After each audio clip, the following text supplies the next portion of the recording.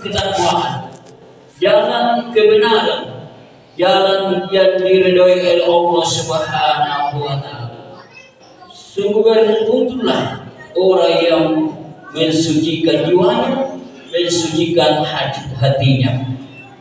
Kemudian di ayat selanjutnya Allah berfirman, wa qad khaba man dassaha.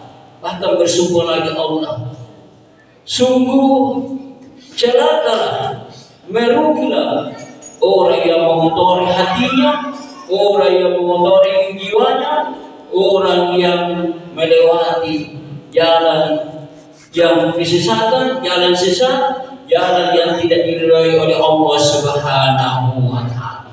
Di Jumat insyaallah yang dirahmati Allah Subhanahu wa taala. Jadi Allah menjelaskan kepada kita semua bahwa kalau kita ikuti jalan yang tidak diridhoi oleh Allah Subhanahu wa taala, maka kita termasuk golongan orang-orang yang merugi. Kemudian kalau kita mengikuti orang jalan yang diridhoi oleh Allah Subhanahu wa taala, maka itu termasuk golongan orang-orang yang beruntung. Maka timbul pertanyaan, apakah yang perlu kita amalkan, kita lakukan sehingga hati kita ini bisa bersih, bisa suci, dan insyaallah kita termasuk golongan orang-orang yang beruntung. Jemaah insyaallah rahmati Allah Subhanahu wa taala. Jadi minimal 3 amal yang perlu kita amalkan sehingga hati kita bisa bersih dan kita melewati jalan yang diridhoi oleh Allah Subhanahu wa taala. Pertama, yaitu orang yang senantiasa menjaga sholat fardunya, sholat yang 5 waktu. Jemaah insyaallah yang dirahmati Allah Subhanahu wa taala.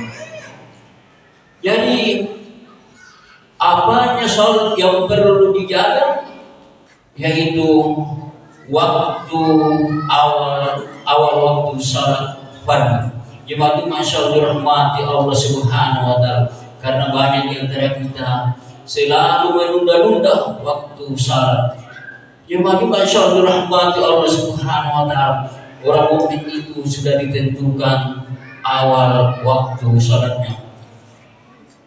Jemaah masyaallah dirahmati Allah Subhanahu wa taala. Jadi saya mengajak kepada jemaah sekalian, mari kita laksanakan sholat fardu kita ini di awal waktu. Jangan ditunda-tunda sholat fardu.